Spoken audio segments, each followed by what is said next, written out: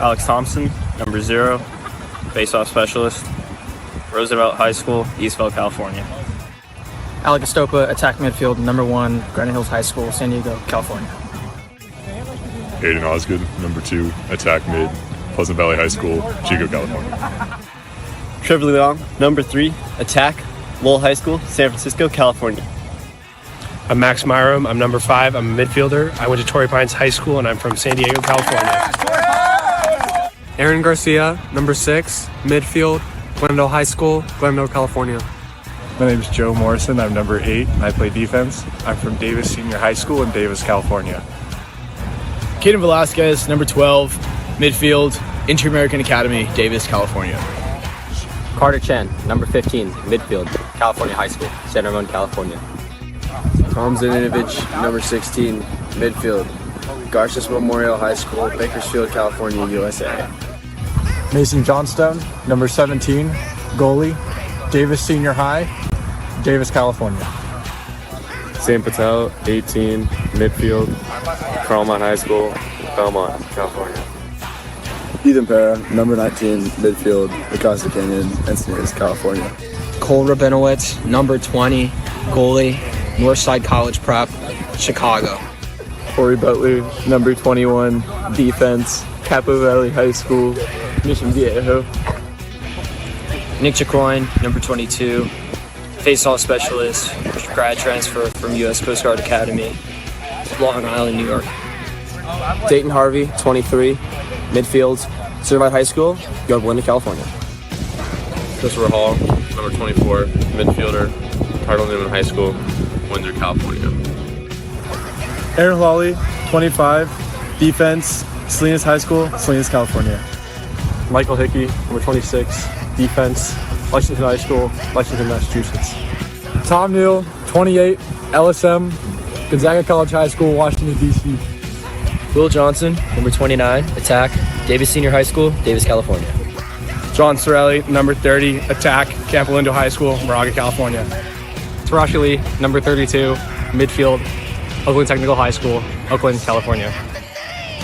Mark Wood, number 34, attackman, Newberry Park High School, Camarillo, California.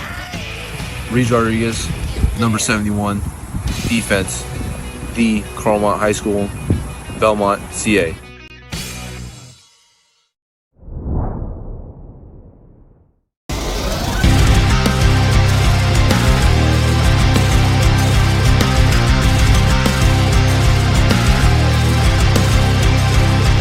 Number 1, Jordan Freyer, Frosh, attack, Seal Beach, Los Alamitos High School. Ryan Thayer, number 5, Frosh, midfield, Oakland, California, Bishop O'Dowd. Number 6, Johnny Lida, Jr., attack, Folsom, California, Vista Del Lago High School. Adam Cooperman, number 30, short stick midi, San Diego Academy High School. Number 7, Matthew Walls, second year, midfield, Burbank, California, Village Christian High School. 10, Darryl Lee, fourth year senior, midi, from Chengdu, China, Norfolk Christian High School.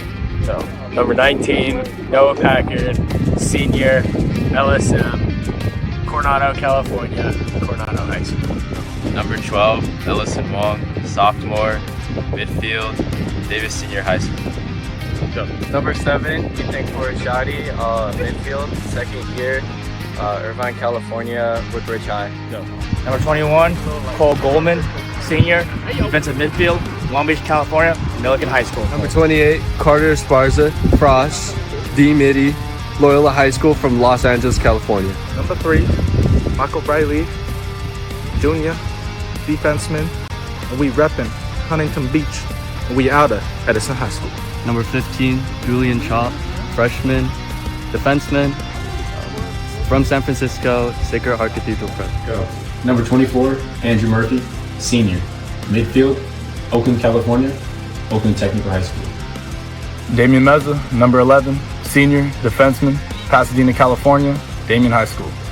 Number 12, Ellison Wong, sophomore, midfield, Davis Senior High School. Number 28, Carter Esparza, Frost, D Midi, Loyola High School from Los Angeles, California.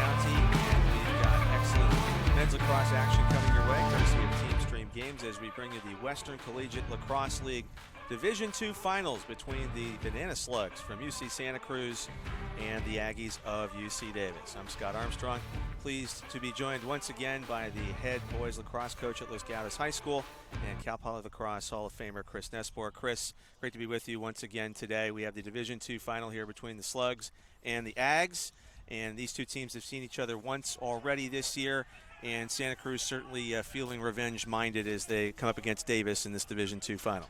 Absolutely, Scott. Great to be here again. The first time these teams met was early in the season. It was a 13-3 victory for the Aggies, but we've played a whole season since then, and teams are looking different, playing different. They got different schemes going, so excited for a battle here.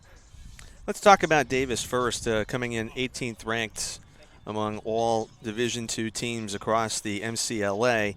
And under head coach Frank Resetaritz, this is a team that is feeling confident, 9-4 overall. They have played several Division I foes, so they've got that experience under the belt as they come in today. Yeah, I was talking to Coach Resetaritz before the game, and he was saying they played a D1 heavy schedule with the hopes that might help them in their bid for a qualifier into the national tournament.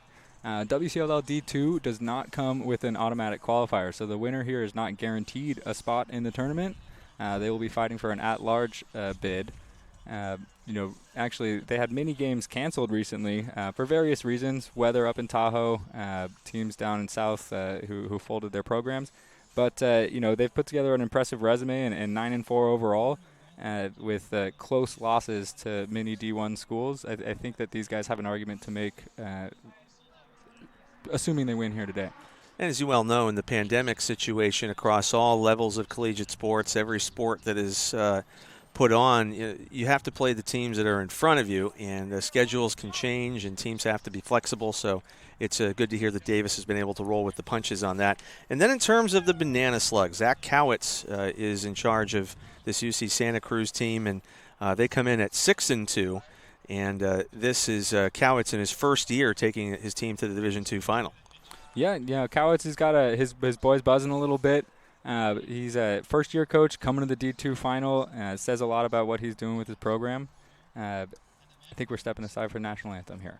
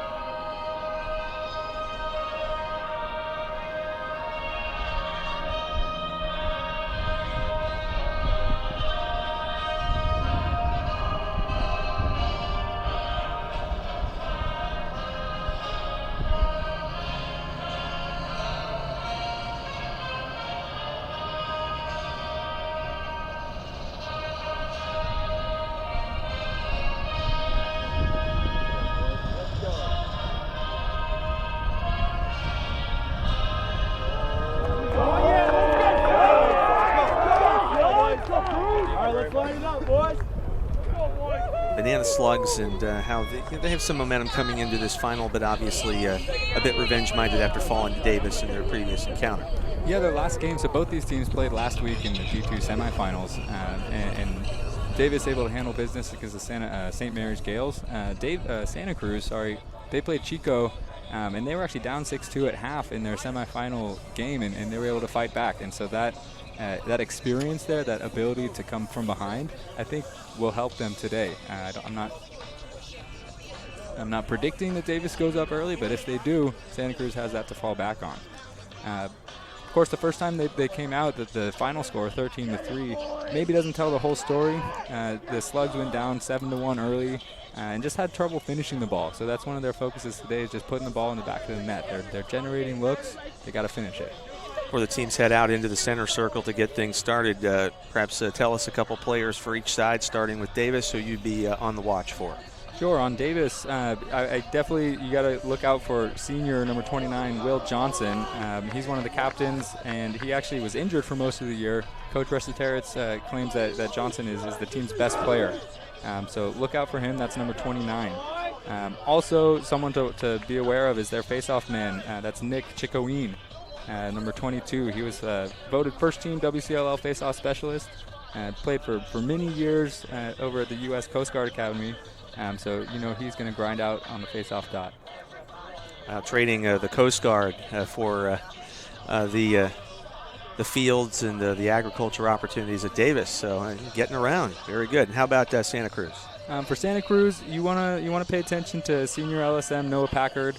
That's number 19. He's going to draw the toughest matchup offensively for the Aggies. So keep an eye for 19 on the offensive end. Look out for number 2, Jack Gandara, first-team WCLL attackman. He had 6 goals but when they played San Diego, he had 5 goals against Chico, so he can put up numbers. Okay, it's okay that you don't want to predict anything. Otherwise, I just hold you to it. So wise to defer on the predictions. Two coaches embrace here at our broadcast position. All smiles, and then, of course, once combat is underway, the smiles often turn to grimaces. But good to see some camaraderie there at the beginning. Yeah, it's a tradition in the lacrosse game. The coaches are going to shake hands at midfield before. There's sportsmanship involved, and then you go and battle it out on the field. Santa Cruz able to come up with the first face-off. That's number 7, Matthew Walls. 7, he would be a player that definitely to watch. I'm sorry for not mentioning him earlier. He's the 2022 WCLL Offensive Player of the Year. So 7 for the Slugs. I think he'll get over it. A couple things to watch out for in this game. Both coaches alerted me to the fact that they'll be running some zone defense today. So zone defense tends to slow the game down, maybe a little lower scoring. I think that's the effort on both sides of the ball. The Aggies looking to push and transition and really play fast, play with energy, play hard, which is a great way to create offense.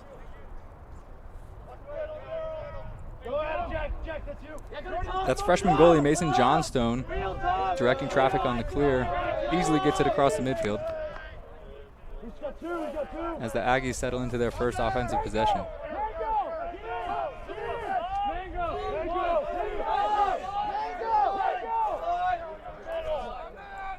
Paul sticking around down at X as the UC Davis gets their first line midfield on. Looks like first line middies are 28. Thomas Neal with a long pole. No stranger to playing offense. He's got 25 points on the year, 21 goals, 4 assists, so 28 for the Aggies. Impressive with the long stick on offense. Turnover created by the Slugs, and right away 28 mixing it up. Again, freshman Thomas Neal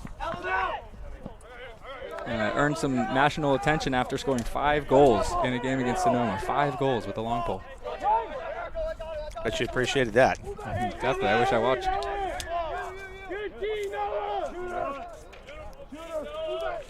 You see Johnson kind of lingering at the top there with the pole.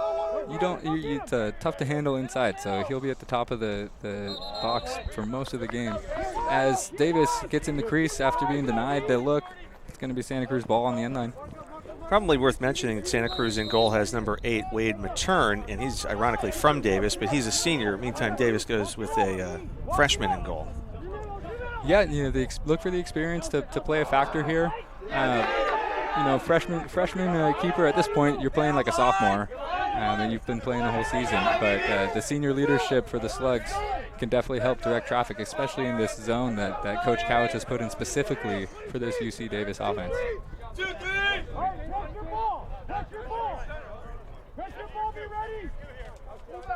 We see Neal still on the field. 15's got the ball. That's Carter Chan, first team WCLL midi.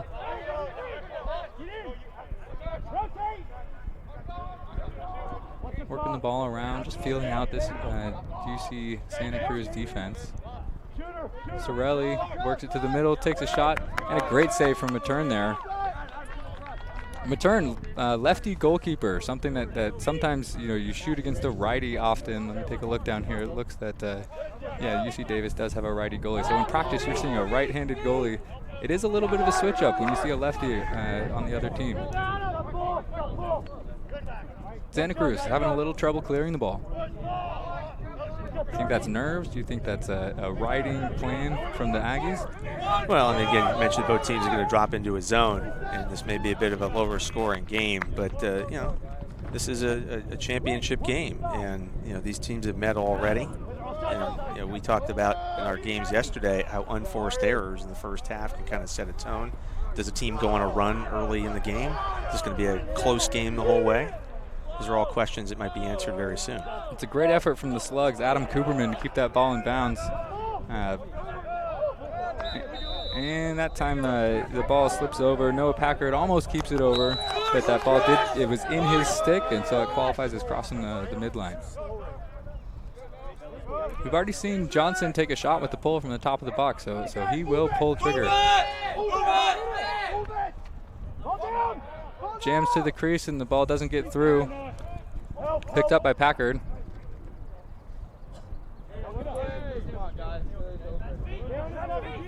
I can really feel Davis. They are playing with that energy and that up-tempo speed that Coach wants. We'll see if they can get looks out of it. Again, Santa Cruz struggling in the clearing game. Yeah, it seems that Davis is starting into the flow of the game, and Santa Cruz is still kind of waking up, if you will. Good ride from the Slugs.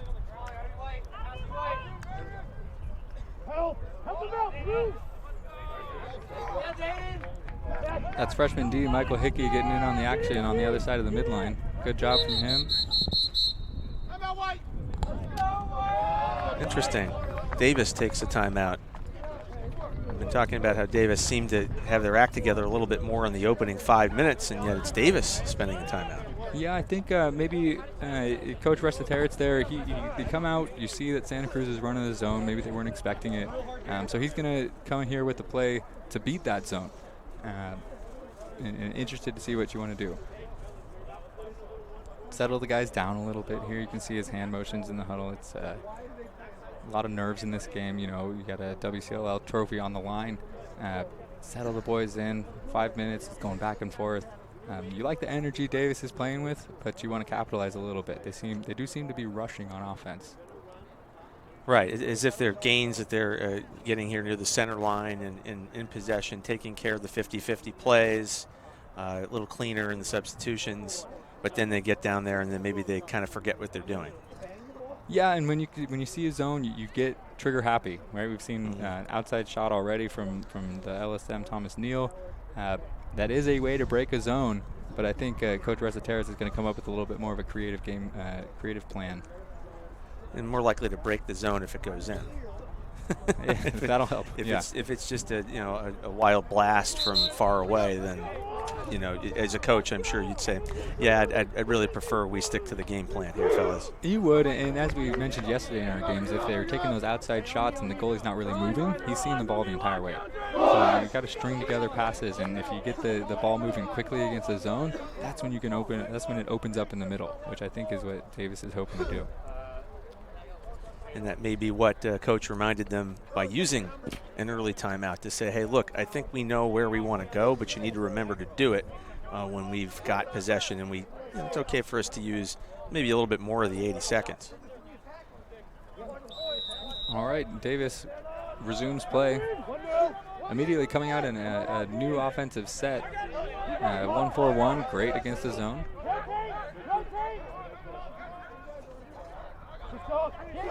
Ball works over to Sorelli. Up top to 7, that's Matt Sutphin. And there's an unforced turnover. Not what you drew up in the timeout. No, maybe they're thinking a little too much about what they were drawing up in the timeout instead of just playing and passing. And they had, again, 40 seconds or more left on the timer to work for a shot they really wanted. More chaos in the clearing game for the Slugs. A good ground ball from Jonathan Lida there. Santa Cruz needs to settle in and get a good offensive possession here. You can hear the coaches calling for it. Matthew Waltz with the ball up top. Working over to Wong. Wong with the ball back to Waltz. Good check there.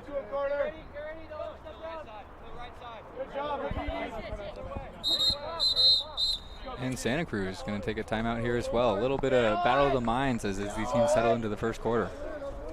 Yeah, you predicted it a few minutes ago. The teams are feeling each other out and saying, okay, are you going to tactically change up what we've already seen from you? Of course, hard-fought semifinal round from these two teams, and yeah, it seems very, very much like the early stages of a chess or a checkers against a friend of yours, where you're just, maybe I'll move it, maybe I won't, maybe I'll move it, maybe I won't. Yeah, and that's an interesting timeout call there. I feel like I haven't really seen what the Davis defense is doing. The Slugs haven't had the ball for too long, so maybe Coach Cowitz there electing to value this possession. They've struggled to get the ball across the midline, so they have it. They want to take advantage of it and get one on the board. Yeah, 43 seconds. I mean, what would you draw up here, just from what little you've seen? Would you maybe try to use the whole shot clock? Would you try to look for maybe a quick switch? Sort of what would be on your mind here as you're talking to your boys? Yeah, I think you've got some dogs on your team, right? You've got Lida, you've got Waltz, you've got Andrew Murphy, one of the captains for the team. Let those guys show why they're your leaders. I can see Coach Cowitz doing the old school, give me 6 gloves, I'm put them on the ground, and I'm going to tell you what to do. So they're drawing something up here, giving a visual for the players to hopefully follow and execute. You ever do that when you're coaching? Definitely. That's a go-to move. Gets them refocused. Yeah, during a game it's bold, but whatever it takes to get the guys on the same page. Yeah, I do think these two teams will figure it out, and we'll see, a more disciplined style of play here as we roll along. Yeah, I agree with you. Have your primetime players conduct this orchestra, especially when you're looking for the first goal of the game. Darryl Lee looking to isolate over to Waltz. Taking the outside shot was number 12, Ellison Wong. I think that ball got deflected on its way in. Davis looking to push transition here. One of their keys to the game. And we have a stoppage here to reset the shot clock. Good job from official Paul Kunzel to make sure that everything's running smooth. Okay, not this one. Can we get them synced, or we run just going with one? You're both wrong. 70 seconds. Yeah, we have 7-0. You don't want to go right there. You were talking a little earlier about going up against a left-handed keeper. How would you approach that when you were playing against a left-handed keeper? I didn't play too much offense, but I think the biggest thing is it's muscle memory when you're shooting, right? You are taught to shoot off stick, and for much of your life, off stick is the left side of the cage, and now off stick is the right side, and so you just have to pull it a little bit more depending on where you're shooting from. But I expect it doesn't take too long to get settled into it. Thomas Neal again staying out there playing the lefty wing. Coming around from X, taking the shot. That's number 3, Trevor Leong, one of the captains. You can hear the coaches in front of us saying we want more tempo. Yeah, Davis likes to play with energy, which is why Santa Cruz elects to go with the zone. I think it takes it away. It slows the game down. Ball works around to Sorelli. Up top to Osgood. Neal with the lefty rip, shoots it high. You can hear the benches yelling, 30 seconds on the shot clock. Leong's going to bring it in. Right up to Osgood. Over to Neal. They got some cutters on the crease, and they force it in there. Santa Cruz playing a little field hockey, trying to get the ball up. That's really frustrating. You tell your guys you want to scoop through the ground balls. And I believe he stepped out of bounds there. Good job of wrangling the ball, but footwork by Damian Meza, he did step on the sideline. Davis ball with the fresh reset. And that's tough, right? You create a turnover on defense and you get the ball right back, which as the underdog in the game, you really don't want to do that. You don't want to give Davis extra possessions. But if Davis is going to keep doing that, you're okay, I guess. Yeah, these waters have been choppy for the first 8 minutes for sure. Yep. Both these teams, again, haven't played in at least a week, with their semifinals being last week. So a little bit of time since their game action. Makes sense that we're a little bit rough around the edges. Good awareness from Gendara there to stay, from Riley to stay on sides as the goalie was coming up and a pole carries. Ball on the right wing in the stick with number 6, Lida. Up to 10 Lee. And they're going to sub their midfield on. We had a game yesterday, of course, that was scoreless through an entire period, but the two teams were very intense. That would be Santa Clara and Cal Poly. Here, a bit more placid, kind of wait and see from the benches, like, okay, who's going to make the first move? Yeah, both these defenses playing a zone and packing it in real tight, making the offenses string together a series of quicker passes. The ball seems to be sticking, or holding in their sticks, dying in their sticks, as we say, which you really need to swing the ball if you want to find those openings. Down to 20 on the shot clock. Up to Walls. Takes that shot. That's a mom goal on the outside. Right away, pushing transition. Let's see if Davis can make something happen. They do have an advantage, 6-on-5. Maybe slowing it down a bit. In the stick of Dayton Harvey. Works it back to X. Sorelli with it. Up top to Neal. He's going to go again.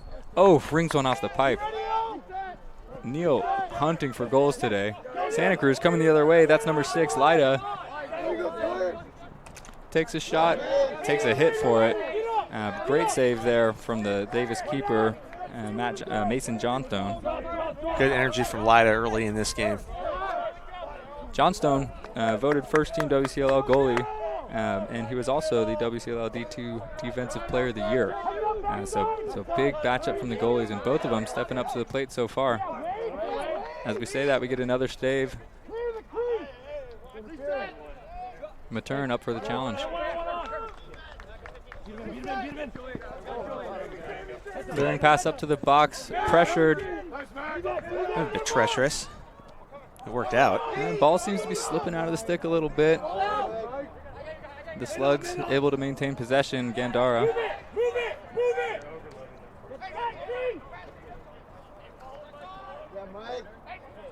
Gandara directing traffic from X. Up to Thayer.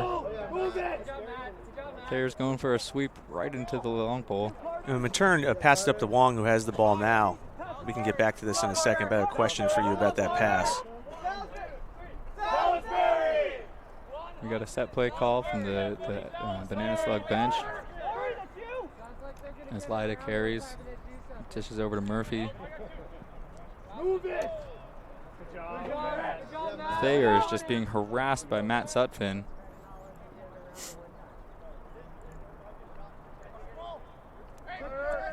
They are not extending that zone very much, except over there. Low time on the shot clock. Here comes Lida. Looking to crack the zone a little bit here. He's going to take a dodge. Not necessarily the best thing to do against the zone. 5 seconds. a decent cut attempt, but still, that would have been on the perimeter. Not sure they're getting a shot out of that, even if it connects. Unfortunate. So when Matern goes up to Wong there near the center line, he wasn't really open. I mean, he made the reception and the play continued for UC Santa Cruz, but would you want one of your players to throw it into traffic like that from the goalkeeper position? You're talking about the clearing pass? Yeah, the clearing pass, yes. It's a tough one. I think that there was maybe a step, but it would be one of those passes if you're watching football where you're really thrown into a tight window. It would be impressive to come down with, but you're setting your guy up, maybe called a buddy pass, where he's going to take a hit. That was the analogy I was thinking of. Well seen. Nice handle there behind from 34, Mark Wood. Ball is tipped. It'll remain with the Aggies.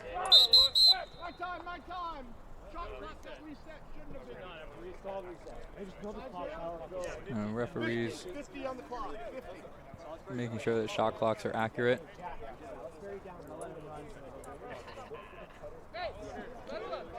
As Carter Chan awaits first team WCLL midfielder. We have Chan out there working with Osgood and Sutphin for the midfielder. So the freshman LSM, Thomas Neal, taking a break. We've got 6 shorties now, maybe a more traditional offensive set. Let's keep trying different things until something works as we remain scoreless. I'm seeing some openings in this in the Santa Cruz interior. Oh! Sutphin with a big rip from his left hand. And you see where he put that ball. He goes opposite pipe. So it looks like they're adjusting to the lefty keeper. Usually that shot stick side high. Gets the lefty goaltender. That's off stick high, which is well placed. And we have our first goal of the game coming from the stick of number 7, Matt Sutphin. Refocus on the face-off dot. Nick Chickoween able to come out with it.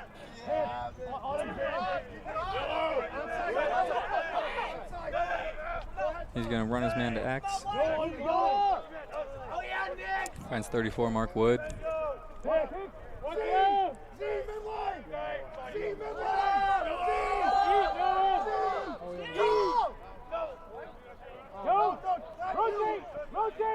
The Slugs a little bit out of sorts as even the Aggies, they were man down getting their subs out, but the Santa Cruz defense seemed to be not on the same page there. Another challenging clearing pass from Matern, but able to handle it again is Wong. And these long clearing passes seem to be in an attempt to see if Davis will get out of position, but as you've pointed out, their zone has been so disciplined and it's packed in tight. I'm not sure the long clearing pass is really paying dividends for the Slugs so far. I think it's there, okay. But the goalie maybe not necessarily throwing his best passes right now. Oh, there you go.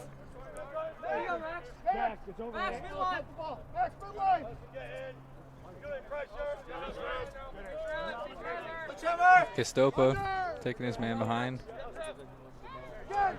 Works the ball up to Leong. Back to the long pull, Neal. Force onto the crease. Ball slips through. If we save it, saves possession. And a nice ground ball from Leong there. Another lefty rip from Neal. That must be his 5th shot already. Yeah, board showing the Aggies are ahead 9-3 on shots. Low time, you can hear from the benches. A 25-second difference between game clock and shot clock. Sorelli able to keep the ball. Back up top, Leong. We got a pick. Castopa with the shot, rings it off the pipe. That will reset the shot clock, which renders it irrelevant with 30 seconds left. Wood dodges his man from behind. Good defense from 19, Noah Packard. Nice pickup there. Good ball movement from the Aggies and a great save from Matern. Seeing it the whole way, going low. He's just going to chuck it downfield as time is close to expiring. And the Aggies clean it up as the horn buzzes. That's our first quarter, 1-0 UC Davis. Did appreciate the efforts of Packard from the UC Santa Cruz standpoint. First team all-league long stick midfield, and he really seemed to be getting after whoever had had the ball at X and not letting a whole lot happen behind the crease. Yeah, listed as an LSM, playing more of a close D role today. As mentioned, they're in the zone, but Coach Cowitz did say he's going to draw their best offensive player. So he's on wood there, but they're in their zone, so maybe less concerned about the matchup. More so they want him to be kind of patrolling that low part of the zone. He can be an off-ball communicator, and then extend on those guys at X when he has the opportunity. So they're dropping him down for the sake of saying, okay, he needs to be the eyes and the ears of anything going on in and around the freshman goalie Matern, sort of as a goalie plus to make sure Davis isn't getting a wide open opportunity whenever possible. Yeah, I think they're dropping him down. They want him to be on the field as much as possible. They do have another LSM who's a freshman. That's Julian Chop, who also earned all-league honors. He was second-team defense. So the listing on the website, MCLA website, may not be accurate at this point of the year. Guys change positions. Sure. But you've got two guys on defense who you're comfortable playing either that LSM or that close D role, and obviously doing it well, earning honors on the year. Well, a roster listing is just that. Roster listing. Hey, I'm listed at 5'10". We all know that's a lie. Yeah, everyone gets extra 20 pounds, right? How many cameras are on me? It's all good. Anyway, so you had mentioned that, Davis to go up early, and they have. On the other hand, these early rounds have been very touch and go, and I've been picking your brain about how Santa Cruz likes to clear. And you made the point that maybe some of these passes that are clearing out to the beginning of the offense are part of what the disconnect is. But Santa Cruz is, tracking down a lot of those balls to at least be able to get into an offensive set. Yeah, I think they want to push transition back at Davis. Davis is a team that likes to play fast, and so they're going to play fast in return. And the slugs are leaking free. They're getting those guys that are cutting up field and just not connecting right now. I think you keep doing it. If you have two or three more, maybe you tell Matern to slow it down a bit. But if you're the Banana Slugs from Santa Cruz, I think you're happy with that quarter. Much better than the first quarter last time you guys played. I'd agree, and even though they're trying to play transition like Davis, they're not getting caught behind when they have to go back on defense. Yes, good job of the midfielders retreating as soon as their offensive possession doesn't pay off. Neal possessing. Finds Leong. Back to X, over to Gastopa. Neal playing the top. Finds open man in the crease and cashes it. That's number 28. 28 with the assist. 29 on the finish, Will Johnson. Senior captain, playing for his hometown Aggies, also went to Davis High School. So this is a quick ball movement. They really spun it around, and you see that opening for Johnson. He does a good job turning around and just ripping it into space, keeping the ball low. I feel like they were trying to work from X to find that shot in the first quarter, and it just was never quite there, but they connect after coming out of the break. Yeah, their eyes are to the middle, and there are Aggies open in the middle of the field. That's why they're running that 1-4-1. It's tough to defend for a zone defender or for a zone defense. You got multiple responsibilities. You got two guys on the crease that are always a threat to catch and score, as we just saw. Garcia with the ball. I apologize, that was the wrong roster. That was Lida. Works it up to Cooperman.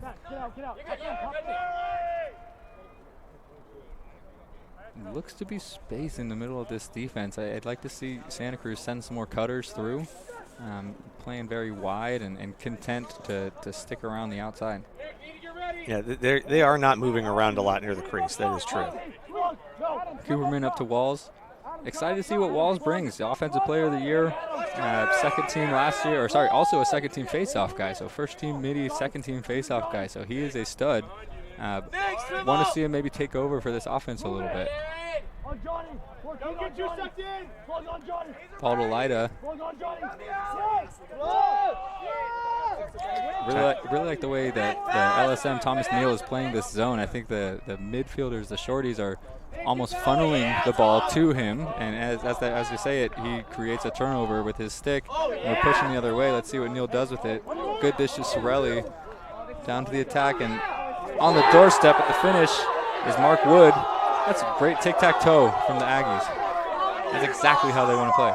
Came out of a turnover as well, and I mentioned at the start of the quarter how good Santa Cruz had been at retreating once their offense was over and done with, and that time they were caught a little slow.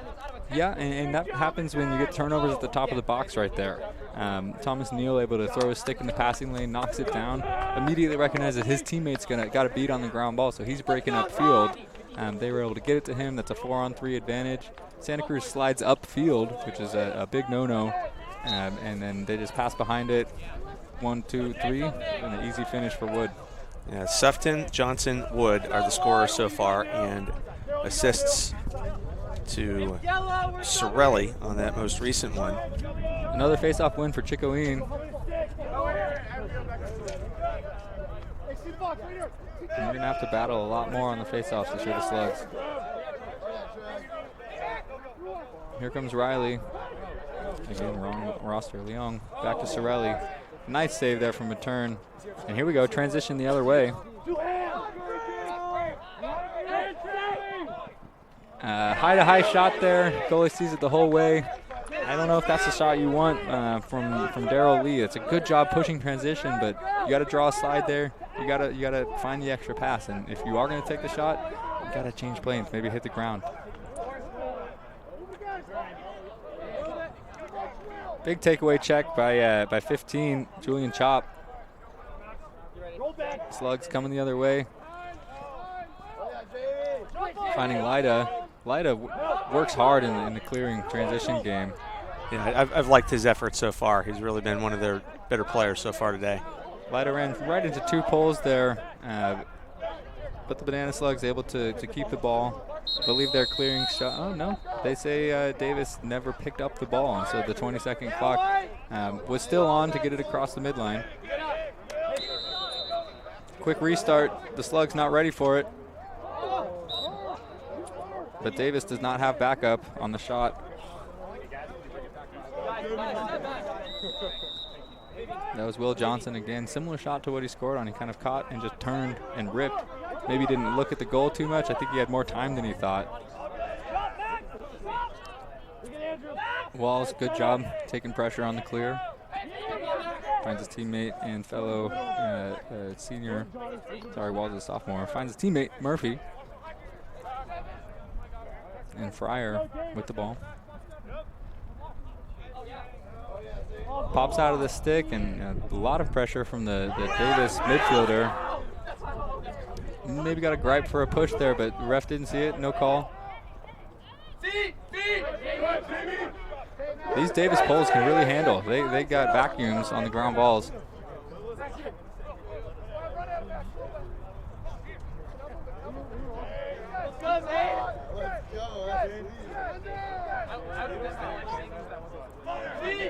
Ball works to X, back up top. That's number 2, Osgood. Over to Neal. Sorelli on the right side. Neal skip pass.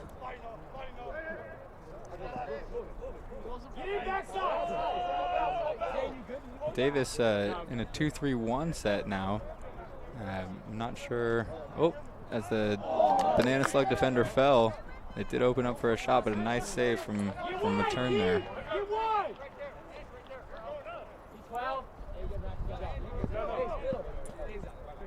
We see him settling now, right? Not forcing those passes. Probably smart. And the Slugs go off sides there. That was 19. Noah Packard, who smartly goes over. I think that's more on the middies who need to stay onside for him. And anytime a pole goes over, I think that was the right call. You see you have an attackman on you, you step over the midline, but did not have onside on the far side. Yeah, they weren't aware that he was going to become striding through, and it's unfortunate for the Slugs. Big long pass to Sorelli.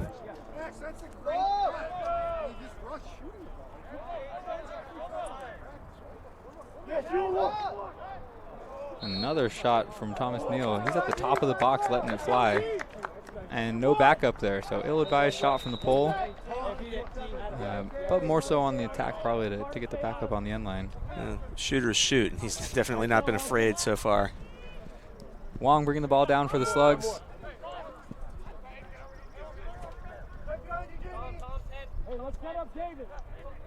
Santa Cruz needs to work hard and really, you know, their passes seem to not be too crisp right now. You got a lot of guys reaching down for a ball or up for a ball or a bounce pass. I think they just got to get it around a couple times. Settle into the flow. Don't try and do too much.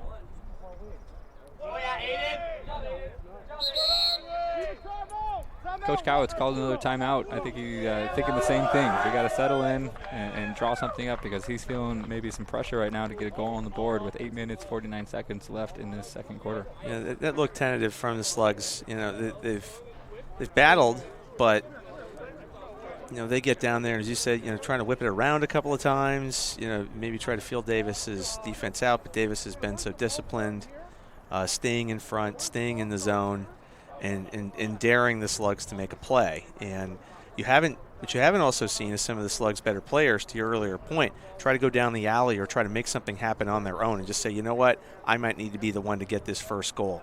And there may need to be some carpe diem on the part of one of the attacking players for Santa Cruz to say, all right, well, we've got to dent the scoreboard, and I need to be the one to do it. And see if they can make that happen before this Davis lead gets a little too far out of hand. Yeah, and you mentioned dodging down the alley, which we saw a lot of yesterday with man-to-man defenses. Not necessarily the best thing to do against a zone, right? There's two guys on that side. If you dodge one of them, the second one's just going to pick you up. So you can dodge if you cut behind it, right? When they pass off and they have that transition between who's guarding who, if you cut behind that, which is that ball movement that Santa Cruz has not been doing too well today. I think if you want to get your players involved, you stick them in the middle. You've got your guys that have their better sticks, that maybe they know where to go, they can find those openings, and then you just, as we've seen Davis do, they whip the ball around the outside and then make those openings happen by you see the Aggies, especially up top, they extend really high. So we need guys. We need maybe our guys, the best guys, filling the gaps as the LSMs and the shorties kind of come upfield. They're playing almost at the top of the box, so there is space. Another point you had made is that Santa Cruz isn't necessarily doing a lot of cutting across the face of goal, and maybe more of that would open up space for those players in the middle. Yeah, I mean, if you cut, the worst thing that happens is you draw attention, which means that guy is now not where he's supposed to be. Santa Cruz coming out in an open set. Davis coming out very aggressive. Lee with the ball. You can see them quick to go on 7. Matt Walls. Clearly they know that here's a guy. And here's a good dodge. Gets to the middle of the field. Oh, big save. Nice job from Mason Johnstone there off the shot from that's Ellison Wong. But against that pressure D, able to take the one check. And right away we have a turnover. That's Wong again creating. He's going to go down, takes a shot, puts it low, and another big save from Johnstone. That's one Wong wants back, I think. Push in transition, goalie's retreating after throwing it away. And Davis gets it across the midfield in the stick of Tom Zaninovich.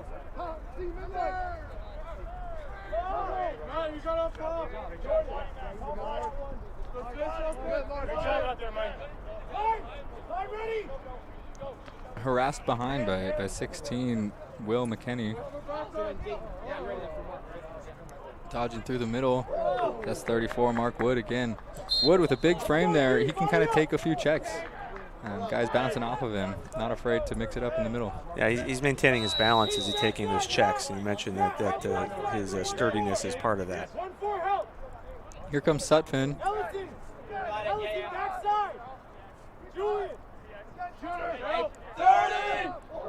Neal walks the dog, gets to the middle. Nice save. That's a talented move from the freshman LSM. Another turnover in the clearing game from the Slugs. Davis picks up the ground ball, gives it back to their offense. And they're running. They look to be pushing here. Carter Chan had some good speed there. elects to pull it out after he sees there's nothing really going on. Ball up top to Harvey. Finds Osgood coming out of the box, and we're going to deliberately get our subs on. Wood returning to the field. Wood gets to the middle, bounces high. I do think Santa Cruz, well, now they shift back to their zone, I think.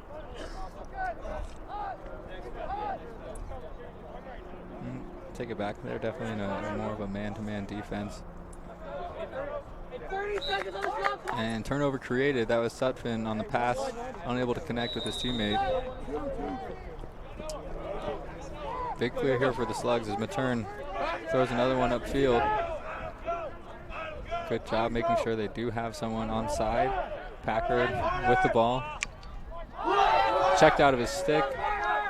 Right there, you just got to make the easy pass. You got to open teammate directly in front of your face. Don't try and do too much.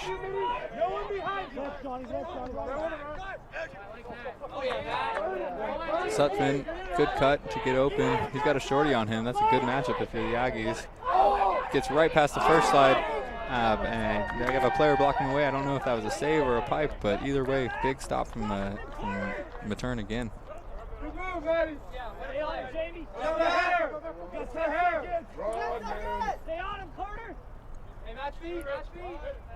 Matern going to take it over himself. They do have guys behind to allow him to do so, to keep onside responsible. Got a nice little check on his way back from Halali as well. Yeah, and sometimes when the goalie comes over, you want to give him a little howdy do. Yeah. What are you doing down here?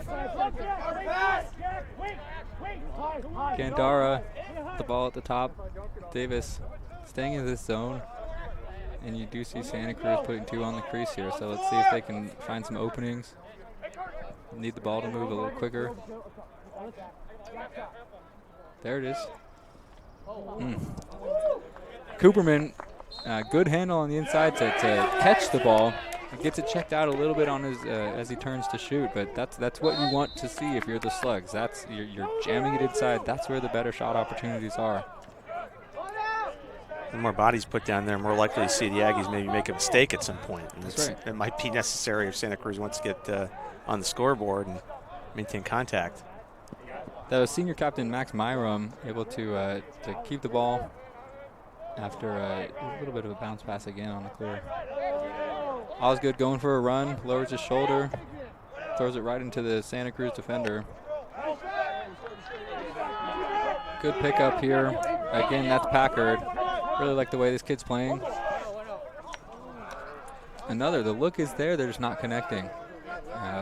Which, if you're Coach Cowitz, you tell him to keep throwing it, because if you do connect there, you have the advantage, but it is frustrating when you're not, because then you're feeding into this Davis offense, and here they come, a bit of an advantage. Let's see if they push. Sorelli with it. Good slide, good hit. That was 16. McKenney, senior defender for the Slugs. Sorelli working up top. Sweeps around, and now Davis will yellow, as they call it, where we slow it down, we get our subs in, we get a little settled. But not getting the message. Will Johnson was cutting into the crease. His teammate passed back to him, and the ball just flies out of bounds. Going back to the previous Santa Cruz offensive trip down, they're trying to connect to Ellison Wong, who's shown the energy and had two of the best chances of the game for the Slugs. But as you said, Gandara's pass wasn't there. Yeah, it's a tough one to make in the middle of the field. You've got guys flying upfield at you. And it was there. It was there. But when you're getting collapsed on by this UC Davis talented defense and their poles, especially their LSMs, are really creating havoc. Yeah, there's no question that Davis is out-quicking Santa Cruz so far in this game in pretty much every section of the field. The call right there, I believe, was over and back. There was a possession, barely one step over the midline. Once it gets over, but once the first 20 seconds expire, you have 20 seconds to get it across. Once that expires, you can't bring it back over. If, say, 10 seconds have expired and you're over the midline, you can come back if you need to, but I guess 20 seconds had gone.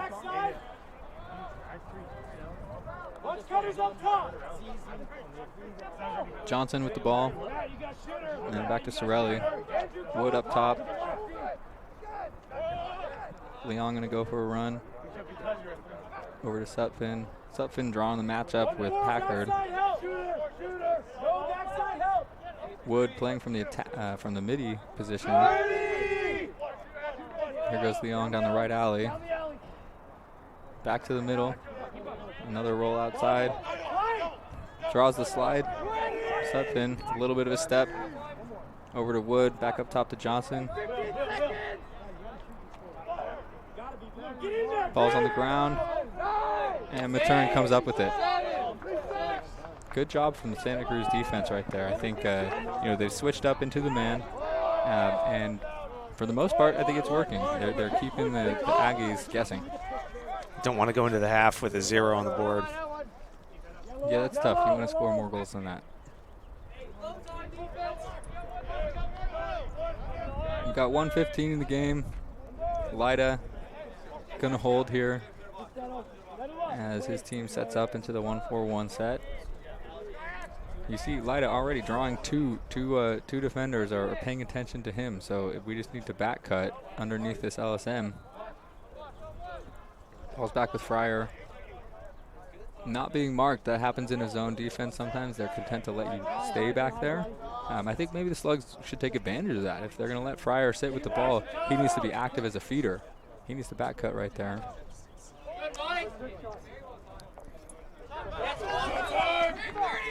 Great ground ball. Here comes Neal. You know he wants to push. Good job finding Sorelli. Ball comes down, and we've got a timeout from Coach Resetaritz. 23 seconds left in the game. Let's see if they can get another one to go up 4-0. Yeah, good work by Michael Hickey for UC Davis, a freshman from Massachusetts, to create this most recent opportunity. And tough if you're the Slugs. I mean, you're hanging around. You're in the game. On the other hand, I think you're making some great points about what is and isn't happening in their offensive set. They're certainly using plenty of time, but you'd like to see more activity. Yeah, I didn't see how the ball was turned over there, whether it was an errant pass or a well-timed check, but that was a big possession for Santa Cruz. They really needed something there, and didn't even generate a look, which is frustrating if you're the Slugs. What would you say at halftime if you're Santa Cruz's coach? I think we already saw them pull out the 6 gloves. I think you pull out the gloves or you pull out a whiteboard, you draw what their defense is doing. We see how I've said it a couple times, how far up their middies are playing. We need to fill that space. I think that also their low defenders are quick to jump. And when that happens, our ex-attackman, it seems like it's Fryer right now, he needs to be a little bit more quick to see that and cut behind it. Right, as his guy jumps off the crease, he can fill, and it's a quick little pop pass, and he should have an open look. Granted, we probably have a coma slide coming across the crease, but you got to take a hit if you want to score goals. We'll see if Santa Cruz comes out with a little extra energy in the second half. Okay, 20 seconds left here. Let's see what Coach Resetaritz has drawn up.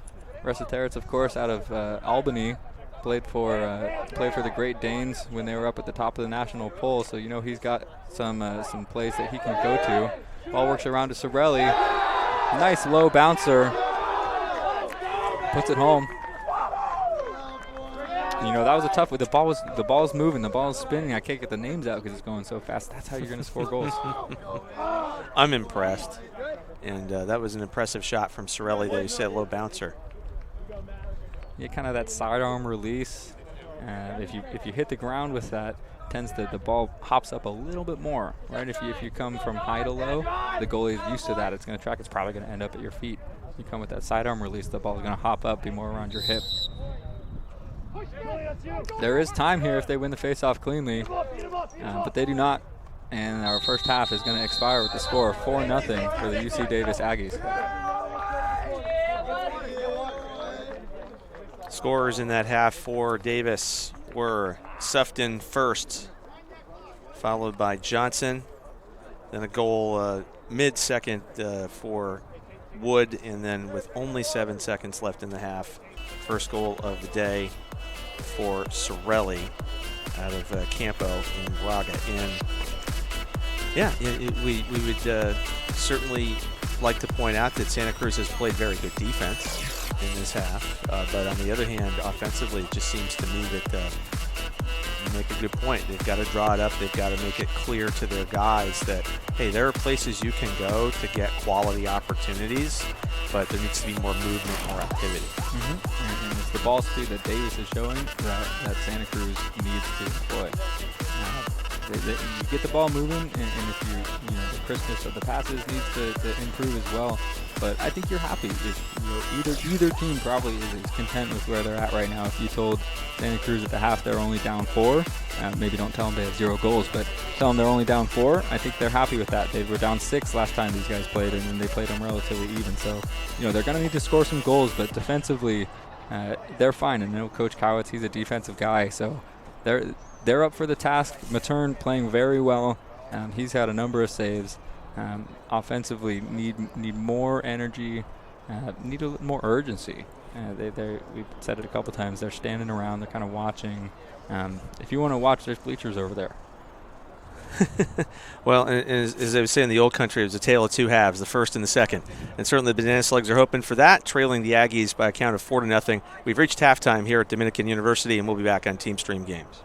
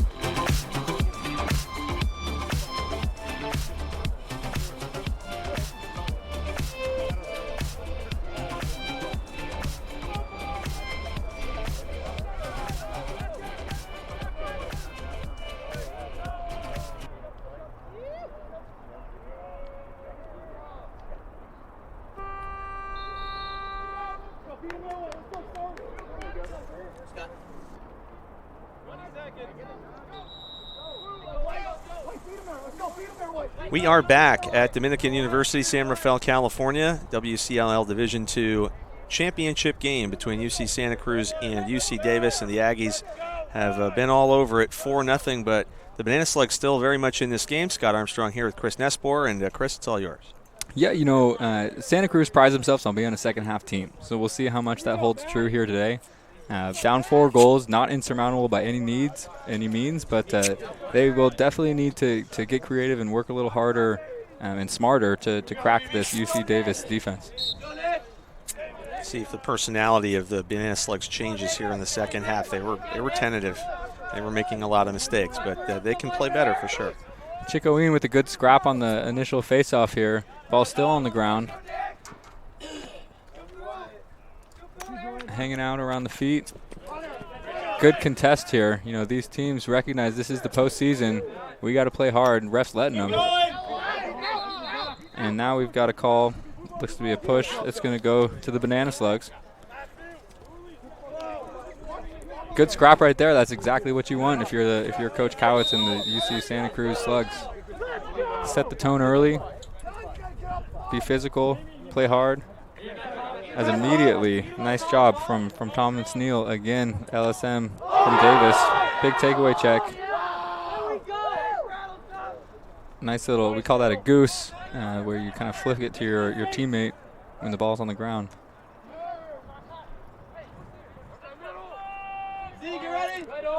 Lida with the ball, behind again, pressured. Turnover created. Davis clearing in the stick of Michael Hickey. Points leader for Davis so far is Johnson. He has a goal and an assist. Sufton and Wood. Hilali. Scorers. Sorry. Oh, go ahead. Hilali clearing over. Finds Sorelli. Good job from the long pole to get the ball safely to his attackman.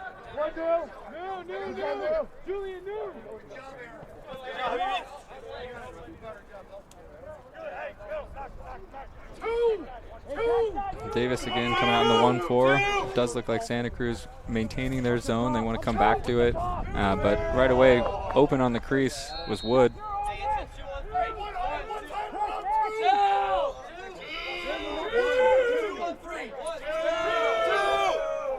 Davis likes what they see. They think maybe they've got a call. But doesn't matter what you call when you turn it over. UC Santa Cruz ball. And Sorelli, the other scorer in the first half for Davis. Don't want to forget Jonathan. More troubles in the clearing game, but able to wrangle up possession is 17. Ethan Korashati. Gandara coming down.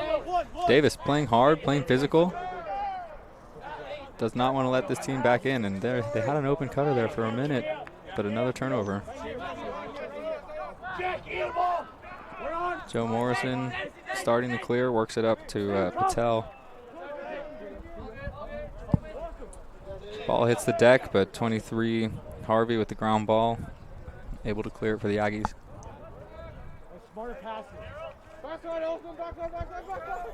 Ball behind with Sutphin, open on the crease. Ooh, Wood with a good cut, unable to finish.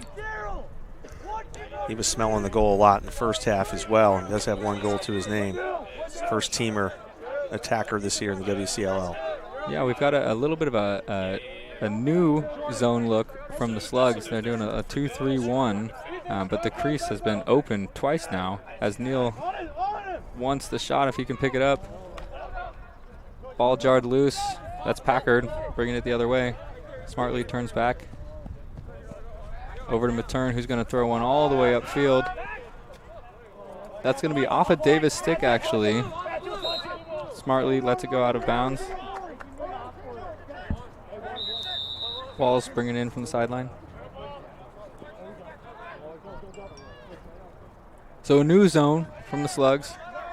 And right away, good force in there and a handle. Wow, how does he hold on to that? Good for you, Lida. He's been strong today. Yeah, but that's the cutters you need, right? You need guys in the middle. You need to force it in, force the defense that has been extending. You need to force them to collapse a little bit. But that's why they're extending, is they're creating these turnovers. They've got to look. Sorelli works it down. Neal on the crease, hits a pipe. And ball stays inbounds. Still on the ground. See who comes up out of there. We've got some bodies on the deck, stick on the floor. Interference call on the Aggies. It's going to be Santa Cruz ball.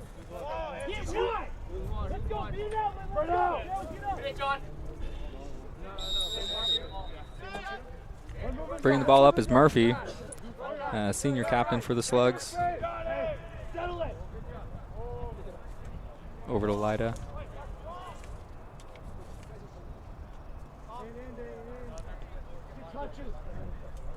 Thayer now. Good pressure. That's Zane Patel creating enough pressure to make the pass uncomfortable as the Slugs turn it over again.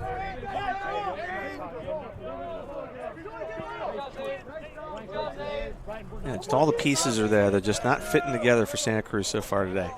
Neal bringing it down, feeds the crease. That's Wood. Nice fake and finish. Good job from Neal to look off that pass, almost a Patrick Mahomes-esque no-looker, as he kind of fakes that he's going to go adjacent and then sneaks it in on the crease. Let's see if we can see his helmet. Yeah.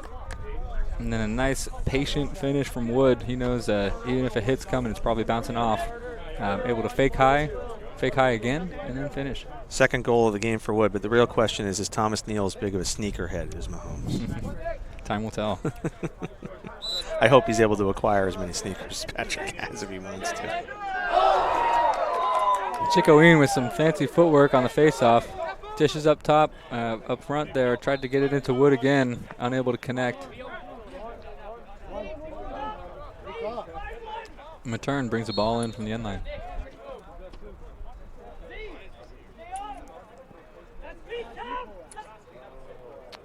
Davis running what's called a match feet ride, just pretty much man-to-man, which is working, and that'll beat it. You tell one of your long poles to leak over, and you hope one of the attack on the other team doesn't realize they should go as well. That's 7 Walls with the shot, and without backup, and it's Davis ball.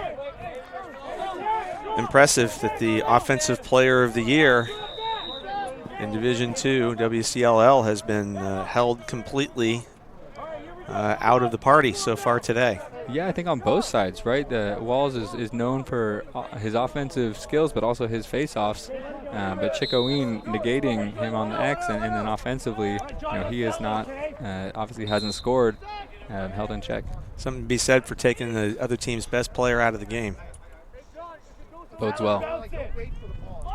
Make someone else beat you. Matern finds his attackman breaking up field. Great job from Lida there. Sometimes when your goalie's in trouble, you got to use your legs and create space. What's called a V-cut. Sometimes those close defenders don't want to extend all the way up, and that works out for Lida.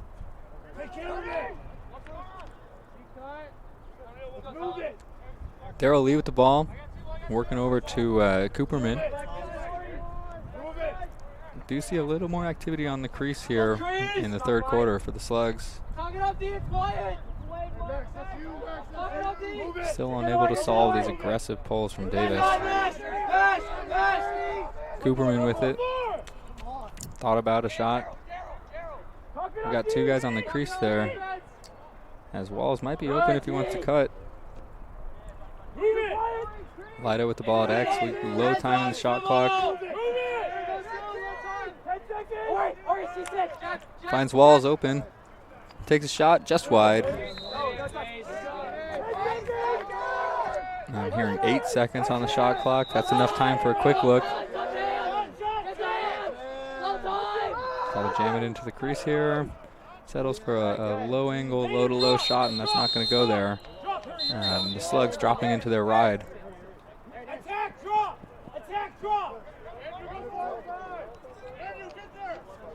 Definitely need to limit transition if you're Santa Cruz here. You can't let them get a couple cheap ones because of lack of effort in the riding game.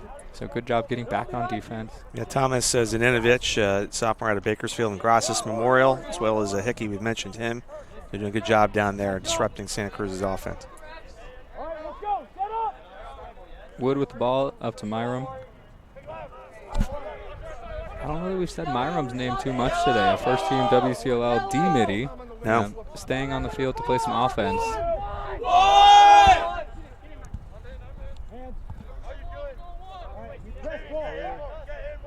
Carter Chan with it. Over to Neal. Neal maybe wants a little ISO dodge. Get some pull. Back to Chan. Good pressure right there. Nice checks from Chop.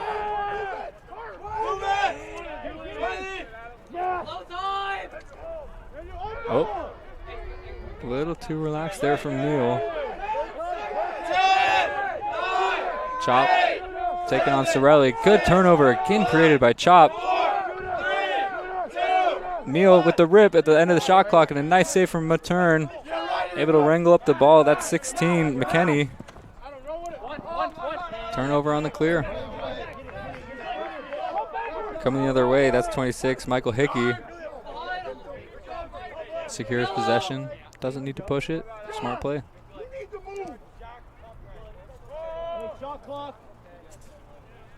Myram down to Wood. We got another stoppage to fix the shot clock. Nice job from the official again, Alex Snyder. Keeping things tight. Wood restarts.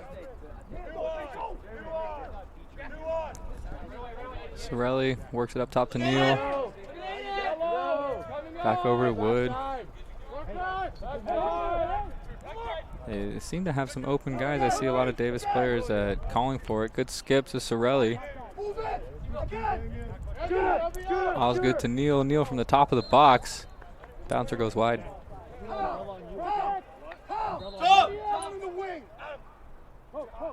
Johnson dodging from X. Good push right there from McKenney again.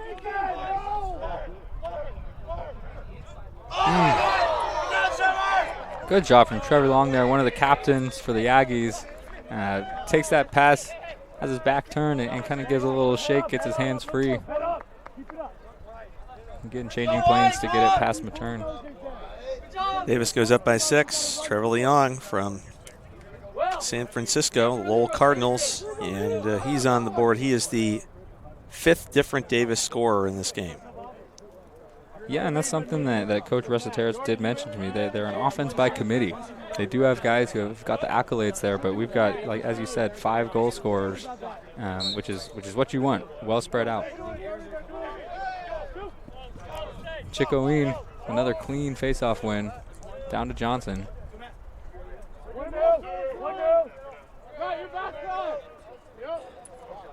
Ball working around as the Aggies maybe looking for the dagger to put this, not to put the game away, but to make it pretty hard to come back from. You mentioned yesterday, once it gets to 6 or 7 as a coach, you begin to think, okay, maybe we've got this one in the bag. Especially this late in the game, and especially when you're holding a team to 0 goals.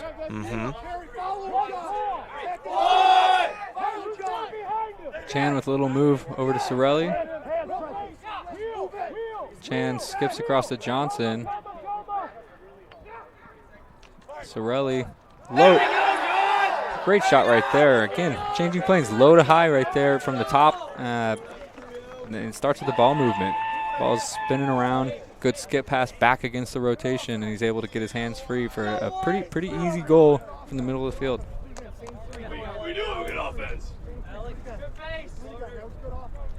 Yeah, no defender there really to try to create a deflection in front of Matern, and yeah, the floodgates may be opening now.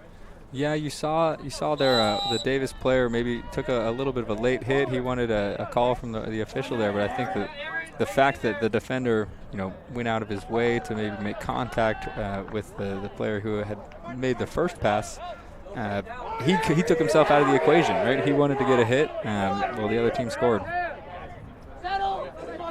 And Dara taking a pretty big check there. A couple of them, and we do have a flag down, so we'll get our first look at the special teams unit for either team. Chop takes a shot from up top. Ball goes out of bounds, so we will see the man-up unit for the Slugs. If there's a time to get a goal, having an extra guy on the field helps. Be a 30-second penalty. That's 26. Michael Hickey for the Aggies there, drawing the hold.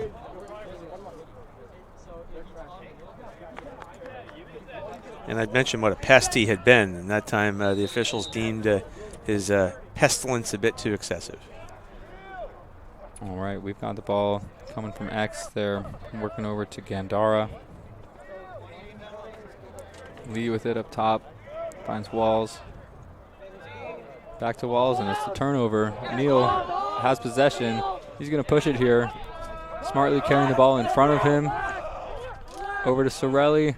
Sorelli takes the contact and puts it opposite stick hip. That is a big goal. Man down goal for the Aggies.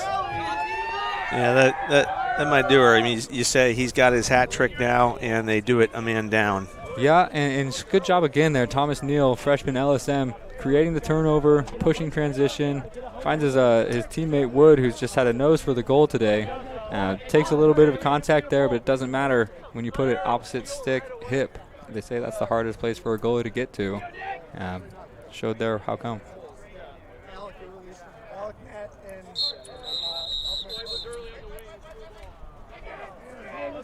They're saying White win early. It's going to be Santa Cruz ball.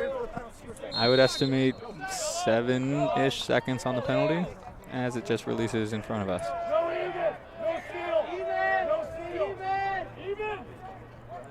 Ball works down to Lida. One of the few times today that Chickaween hadn't dominated the faceoff either. Yeah, maybe he's feeling himself a little bit. He wants to win one clean. He jumped early that time, and a nice save from our friend Mason Johnstone. But he turns it over, and finally, breaking the ice, that's number 2, Jack Gandara, able to rally the errant pass, and really that's about as easy as they come there. And for the first time all morning long now into the early afternoon, you hear the Santa Cruz fans cheering on the opposite side. And Gandara had been trying to smell that first score all day, and he takes advantage of a mistake. Yeah, and let's see what happens here. I mean, we've got 18 minutes left to play. Plenty of time. 7 goals is a lot, but it's not insurmountable. Sometimes it just takes a little bit of that momentum, but that's where Chickoween really comes in handy if you're the Aggies. You can control possession, keep it on that side of the field, and limit any momentum that the Slugs may have created with that goal. Good job from the Aggies getting across the field. We've got offsides on the Davis. See if Davis gathers themselves once again after going up 7 and 8-0. Maybe needing a minute to refocus, and this would be a good time for the Slugs to take advantage of that. Yep, if they can get one here, then they truly do have momentum. And a big hit on that was number 5, Ryan Thayer, taking contact. It was Hilali for the Aggies delivering the hit. And we've got a hold. It'll stay with the Slugs. Good job pushing right away. Back over to Gandara, unable to keep the pass cleanly. Of course, has possession still.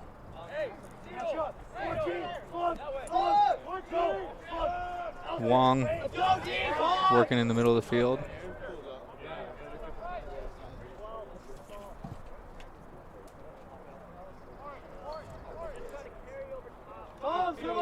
Balls at X with Lida. The Slugs would really like to get one here. Ooh, good shot right there. Again, Gandara wanting another. Good job of taking this guy low, rolling back. We had a great view from it. He actually had a nice angle. It was a good shot location and a great save from Johnstone. And he knew it. His body language, his head dropped when that shot didn't pan out for him. He was like, oh, darn it. Pass to no one in the middle of the field is gathered by Thayer, who pushes down, finds his teammate Lida. And that's 2 quick ones for the Slugs. Not sure what Johnstone was seeing with that clear there. I don't know if he had a guy that maybe I was not in my line of sight, but it seemed to be a pass to the middle of the field, and no one was there to get it other than man in blue.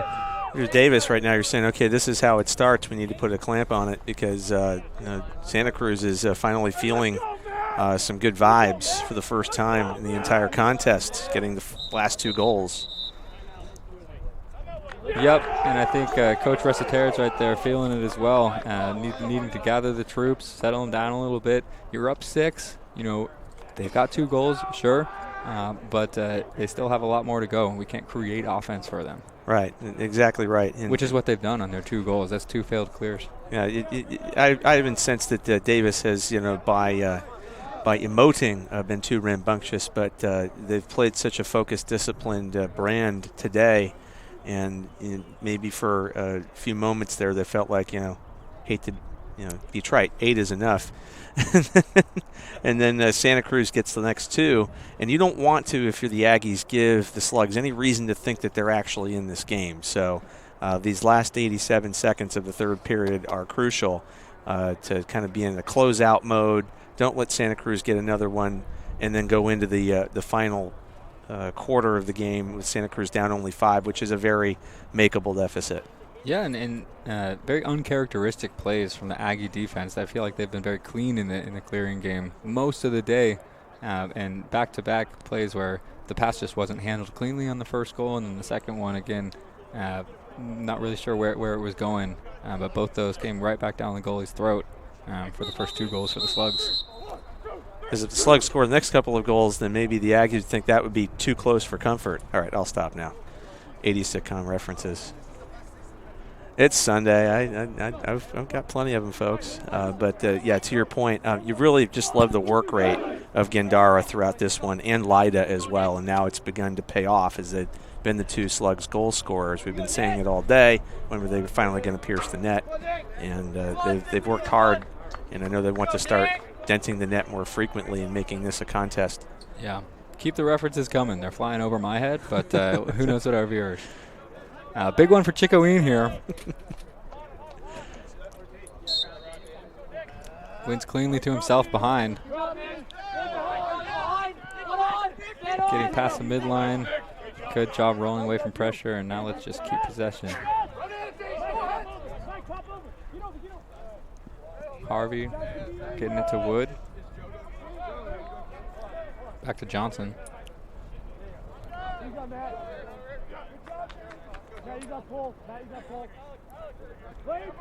We've got Davis settling into their line one midfield. Osgood out here. I'll call Neal a line one midi. He's been playing most of the game, even with that pole. Osgood over to Neal. Castopo on the far side. Johnson at X. Sorelli has maybe a step. Elects not to shoot. Neal wants one. Number 3 for the Slugs there. That's Michael Riley marking up top. Love to see his stick a little more active. His stick's kind of down by his hips. He needs to throw some checks. Neal wants it. Again, very deep shot from Thomas Neal. Misses wide. Johnson coming in from X. Dodging hard against McKinney. Takes a shot, and Matern able to get the backup. That was a good hard dodge from Johnson, as he thought he maybe had a step on his defender. Tries to turn the corner, and that's a tough one to connect on, as you don't see the goal as you're dodging. Slugs bringing it down, and I lost track of time as well. That is the end of the quarter. Makes sense why Johnson was dodging so hard there. Well, Davis's bench got more vocal after that timeout. It was almost like, hey, you realize we still have to play all 4 quarters here, right? We've dominated the game, but again, don't give Santa Cruz a reason to think that they can make up the rest of this deficit. I mean, I wouldn't rule it out, particularly if you get Gendara going. More movement in front of the crease and taking advantage of mistakes. Davis wasn't making a lot of mistakes for most of the game, and then in the third quarter toward the end they began to make some of the errors that had permeated the Slugs play in the first half, leading to the big Davis lead. Sure. I'm curious to see what Santa Cruz does at the face-off X here. Chickoween really taking over. Sometimes you can throw a long pole up there and mix it up a little bit, try and create a turnover. If he's going to win it so cleanly to himself behind, you kind of let him win, and then you go and you start hacking. But yeah, you got to make your own luck if you're the Slugs right now, and that comes from tempo and it comes from energy. So we'll see what Coach Cowitz has for his boys. And maybe drawing a flag or two. The officials have not had a whole lot to mediate, but we have seen that some of the Davis defenders will be on the aggressive side in terms of the checks as Santa Cruz is building their ring of passes. And maybe a couple breaks like that, you get put more goals on the scoreboard, and suddenly we've got a 3-goal game, 4-goal game coming down the stretch. Yeah, it's a fine line to walk, right? You're down 6. You need to create turnovers. You want to extend defensively, but you also don't want to create offense. If you push out too far and their guys get a step, and maybe your backside isn't as tightened up as it should be because you've been in this zone most of the game. Interested to see how the Slugs play defensively. Offensively, they're starting to feel themselves a little bit, generating better looks. But come down to this face-off, see if Chickoween can maintain dominance. So he does win it and secures the ground ball. Works over to Sorelli.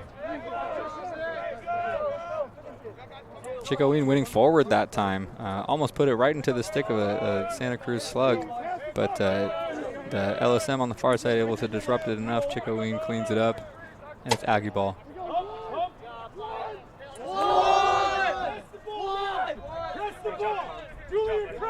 You can hear the Santa Cruz bench yelling to press the ball. They do knock the shot down. Matern tries his best to get the ball, but it sticks out there, and UC Davis puts it home. A little bit of extracurriculars there, but as we said there, Santa Cruz looking to push tempo, get out, extend. Unfortunate bounce off the deflected shot, and Matern unable to keep it in his stick here. Yeah, William McSenney fell over the top of the goal scorer and apologized for it. Yeah, it did look clean. I think he tripped over him more so than hit him. and there was no reaction from the goal scorer. He's like, I get it. It's fine. It's the cross. Good point. Chickoween taking over this game.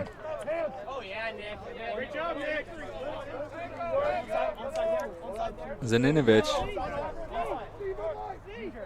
gets the ball to Sorelli. Davis content to let the clock work here. Santa Cruz not extending anymore, maybe afraid to give up another one like they just did. Sorelli back to Chan, down to Johnson behind. Osgood. Sorry, that's Sutphin behind. Usually playing the wing, Sutphin at X now. Up to Sorelli. Shoots it wide. Saved. So shot clock reset. Good save from a turn low. Sutphin to Sorelli. Works it back to Chan. Sorelli again. He's been a good goal scorer. Oh, nice crash on the crease there from 16. McKenney again. He's been playing well. I think his physicality has helped. He's a senior defender. He wants to keep playing hard. Good job crashing on Mark Wood there. Clearing pass is knocked down by Sorelli. Able to keep the defender's stick away from his own and maintain possession, but he does throw it away. Goes back to the Slugs. And if our records are accurate, that was a second goal just now for Johnson, third point of the game, as he has an assist to his name as well.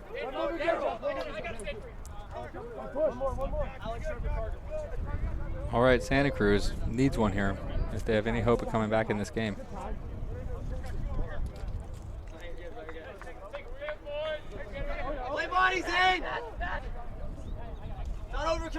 That's Wong working over to Lee. And it looks like he's going for an ISO dodge here, but you're going against a zone. You're going to dodge right into an easy double team. Ooh. More physical play, and that's going to be a flag every single time. You like to see the aggression there, but whenever you see the back of the jersey, you cannot push that back. Penalty on Zane Patel for a push with possession. It's going to be a 30-second. Yeah, Patel and Hickey have been doling out plenty of punishment here today. Santa Cruz starting in an open set with their man-up unit. Usually they'll crash one into the crease after getting it around, and they do as Fryer finds himself in front of the goal. Good little two-man wheel action. Need that ball to move faster as Gandara holding on to it. Dishes back up top to Lee. Takes a shot, bounces it high. Penalties released. As Patel makes his way back in, and we're playing even lacrosse. Here's Walls. Time for you to take over, young man. Good double team right there. Michael Hickey again, as you said, dishing out some punishment. Perfectly timed double. You see the back of the helmet. You understand that the player's likely going to come back that way, and just surprises him with a well-timed, physical. Hit the body, hit the stick, ball's on the ground, going the other way. He's done that a number of times here today to break up Santa Cruz's attack, and it's clearly one of the skills he brought up to the collegiate level from Lexington, Massachusetts.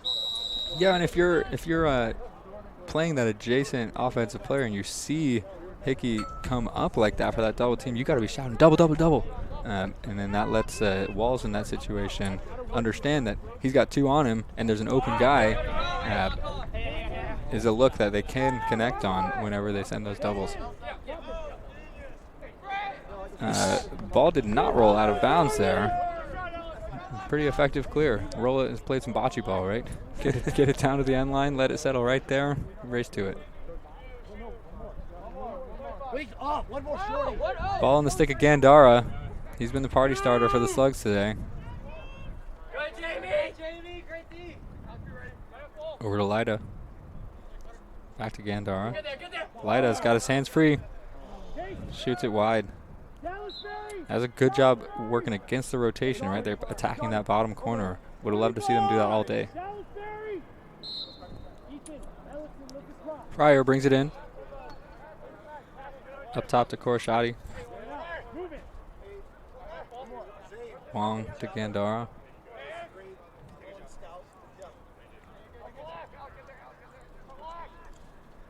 Fryer with possession. Korshadi directing traffic from up top. Good job of facilitating, but the ball does hit the ground.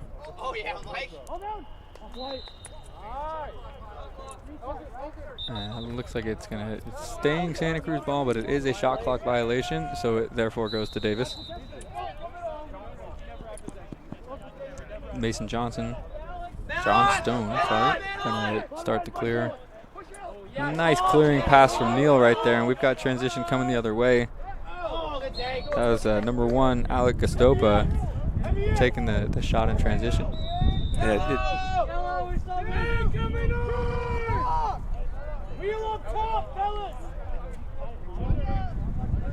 Davis going to settle in with a comfortable 7-goal lead, 9.5 minutes to go. It may have taken too long for Santa Cruz to figure out their offensive identity in this game. Yeah, and they claim to be a second-half team, and if you play only one half, it's difficult to win games. And it's the movement that we saw in that last possession. You know, a couple quality looks, but not too many today. Almost able to disrupt the pass was Michael Riley. Shot rings off the pipe. We'll also say this: you keenly made the note in our prep during the week that one thing that Santa Cruz does have to their advantage in terms of Matern is their goalie. Is he does have 5 points on the year, and he does like to come up and bring the ball and clear it himself. They may need him to start doing that to gain an extra advantage as this grows late and they need goals. Yeah, if you need some energy, that's one way to get it. Let your goalie run all the way down, and the whole sideline and the whole crowd here would just erupt if we see a goalie goal. It's going to take that kind of Herculean effort at this point for the Slugs to stay close. That's 19 Packard marking the ball as it swings over to Sorelli.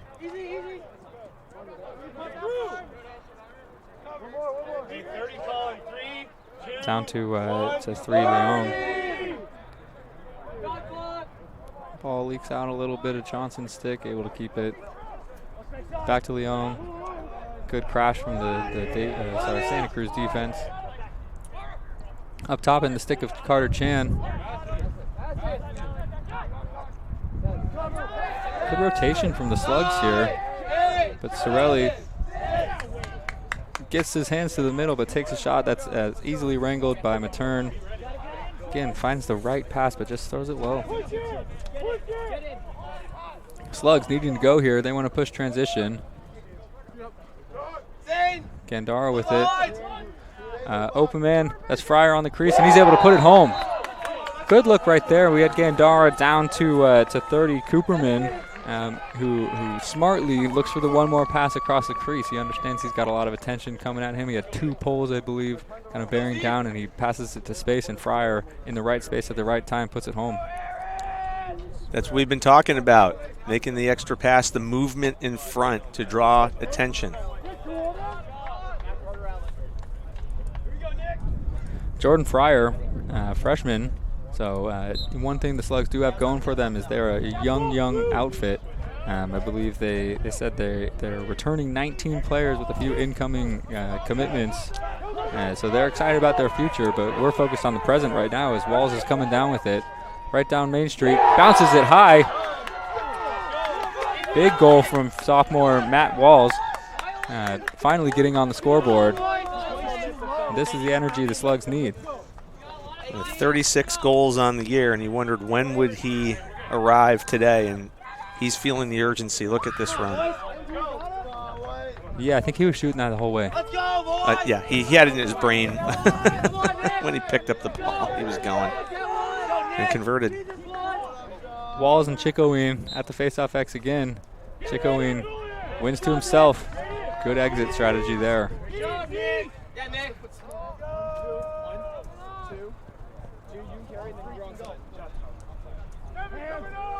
Davis going to take the air out of the ball a little bit. Stymie the momentum that the Slugs have created.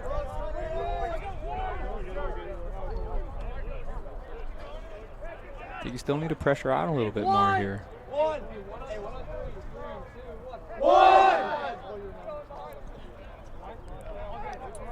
Good footwork from Chop.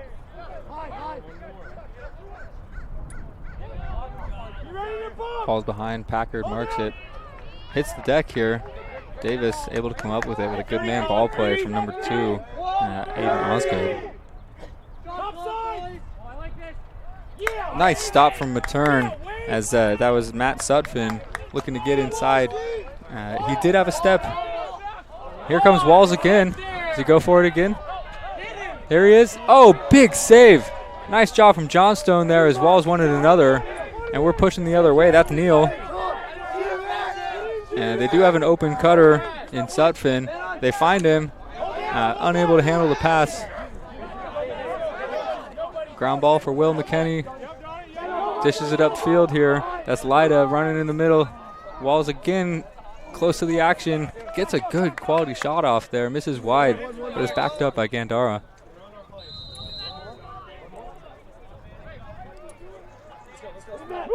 The Slugs need to push here.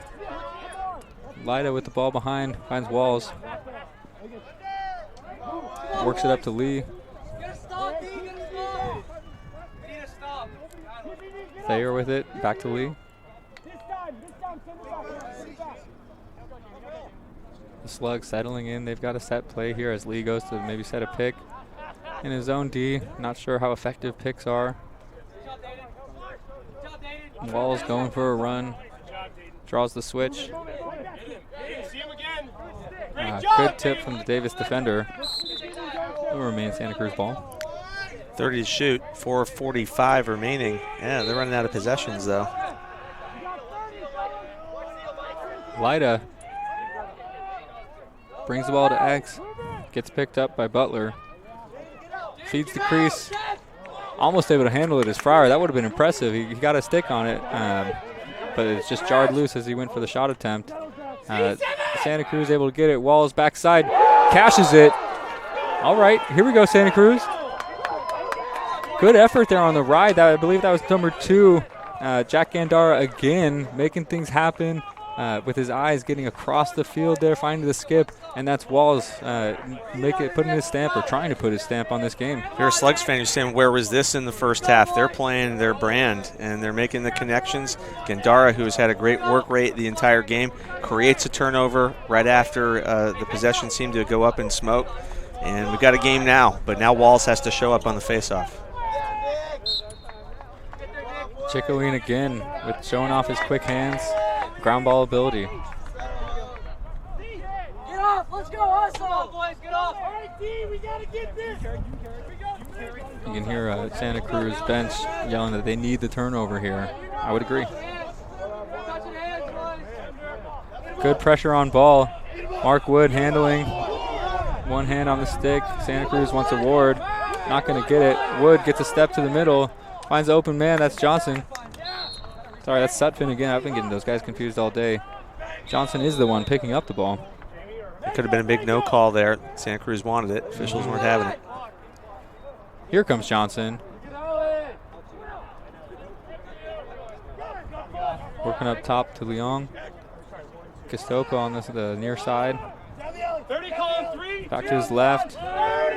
30 seconds left in the shot clock.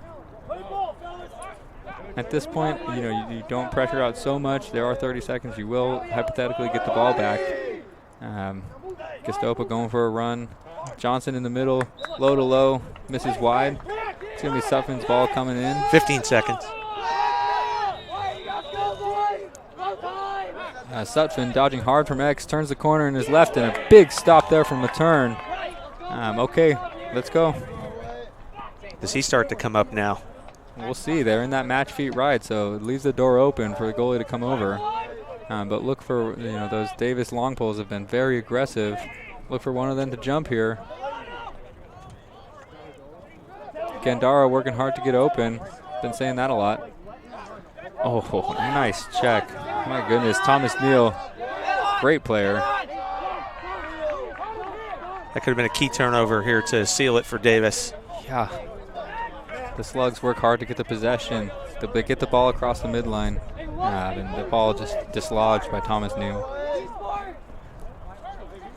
You hear UC Davis saying to be smart here. At this point in the game, they do not need a goal, of course. And very content to just let the 80 seconds go.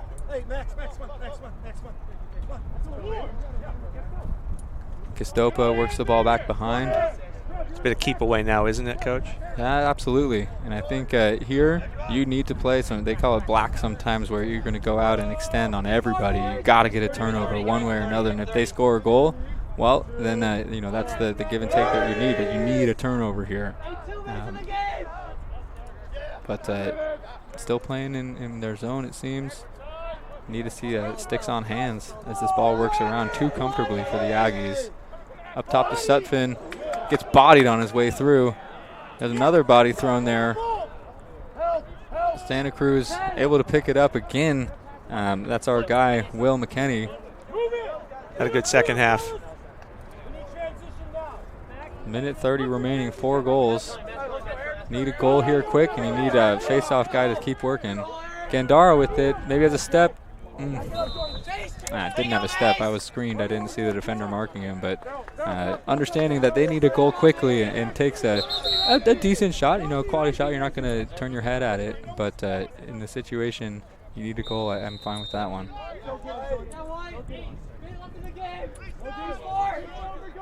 Davis does not need to take another shot. But Thomas Neal Knight held off the score sheet today, despite his impressive offensive numbers. And that's a lie. He does have an assist or two, but no goals for Neal today. But perhaps the key defensive play of the late second half, because if Santa Cruz comes down and scores there with about 2.5 minutes to go, we have a 3-goal game, and the pressure's really on Davis. But when he broke it up there near the center line, that changed the dynamic, and now Davis is in protect mode, and now we're down to a minute. Yeah, that's a fantastic play, as you said, potentially game-saving by Thomas Neal. Not the most glamorous of checks. The stick didn't hit the ground. It was just kind of a routine throw my stick in front, and he happened to get a piece of the ball as he kind of threw a little bit of lift. And obviously when you get the ball, if it's in the back of the stick, you get the ball, it knocks out kind of a different-looking turnover than you're used to seeing on a lacrosse game. Yeah, especially that late in a postseason game. The only rule is it has to work. That's right. Get the ball on the ground, get it to the good guys. Doesn't have to be the glamour shot, the Sports Center highlight, but it worked. It shut Santa Cruz out of what would have been, if it had been a scoring trip, real pressure on the Aggies. So they were able to, they built their big lead. Santa Cruz made their charge. Impressed with the Slugs' second half determination.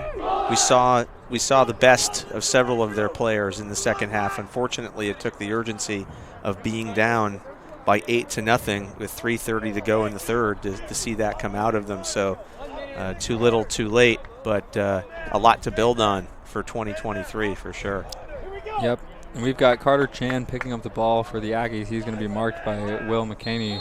And UC Davis with a very interesting set there. Obviously, yeah, that's why they do it.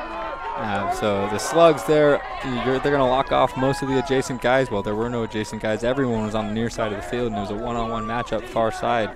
Chan able to beat his guy and then put it home. And that was a make it, take it kind of play for the Slugs. If they get a turnover, maybe they have a shot. I think, you see the body language across the field. They're starting to read the writing on the wall. And Chico Ween looking to put this one away. Ran an ISO set for Carter, and he converted it. Walls, for one of the first few times in this second half at least, able to tie up Chico Ween. The ball is awarded to the Slugs. 42 seconds. That's only, one goal every 8 seconds?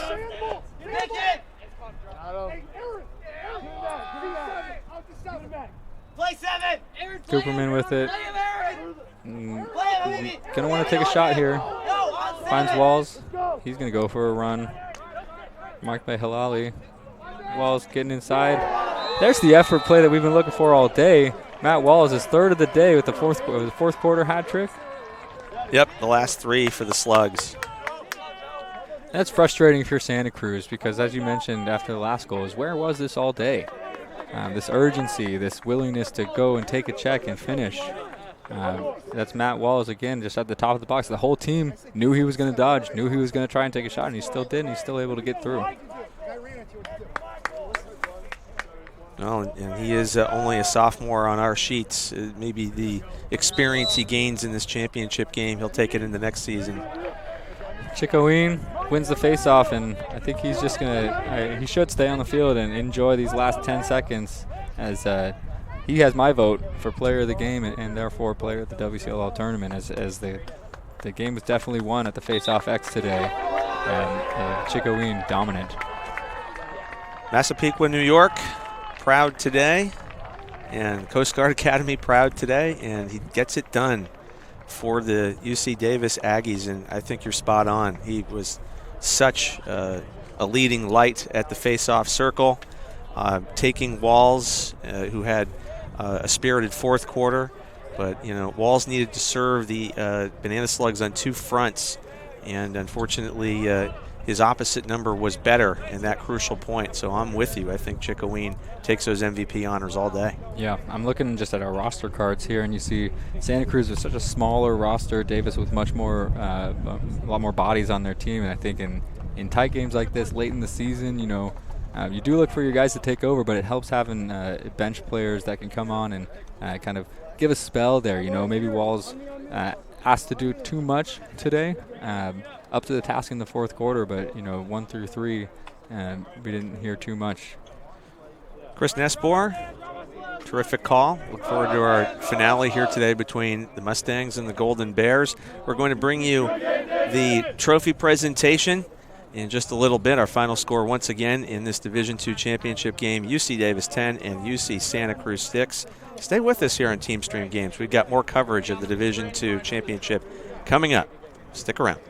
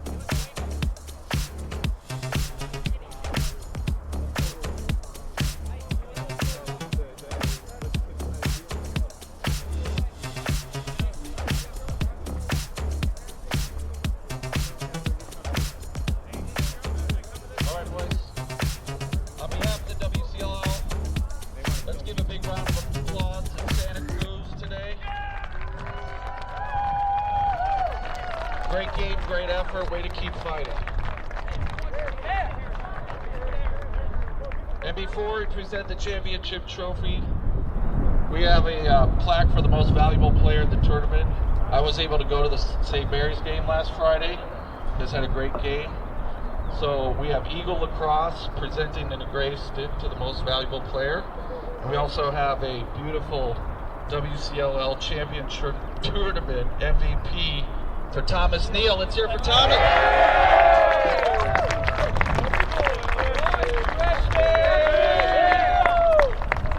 And from Eagle Lacrosse, you get a engraved custom stick.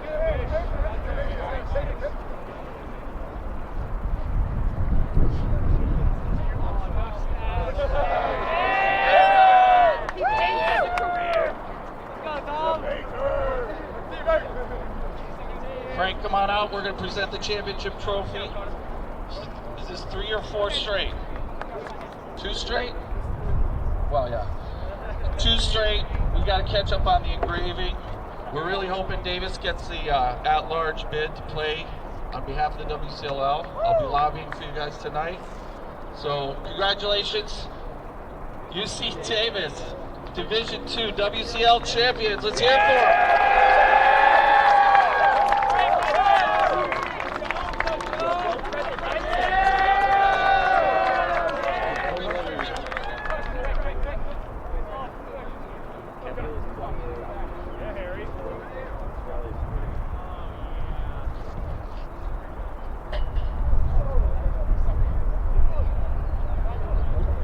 Congratulations.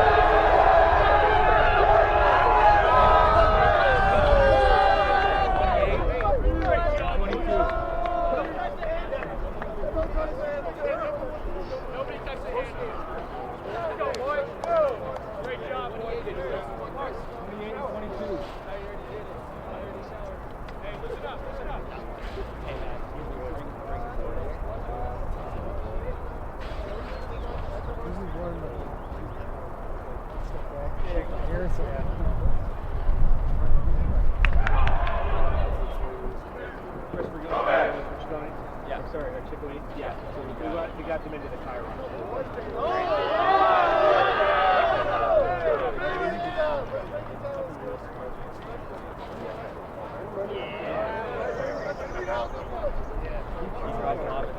Hey, pull legs on 3. 1, 2, 3. Pull legs!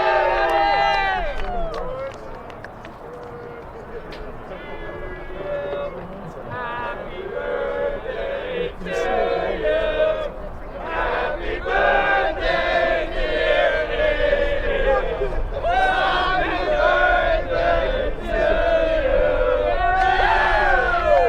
Let's go, baby.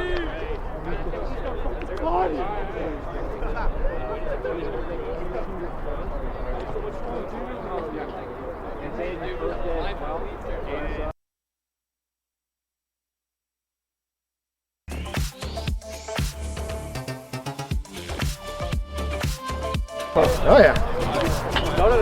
He's gonna do a throw to him. He said,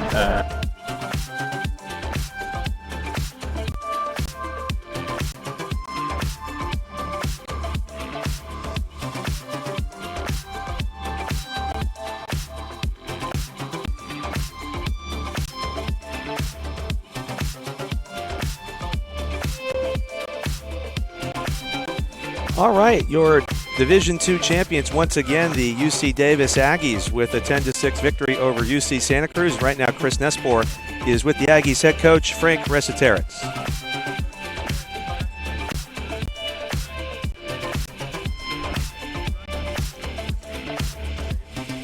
Yeah, I mean, we know that they like to push transition. Seven's a really good player. He's our offensive conference player of the year. So wanted to slow him down and make him have to work the whole field. I think we did a pretty good job of that in the first half. And, Zach did a great job coaching them. That zone that he was running was pretty tough.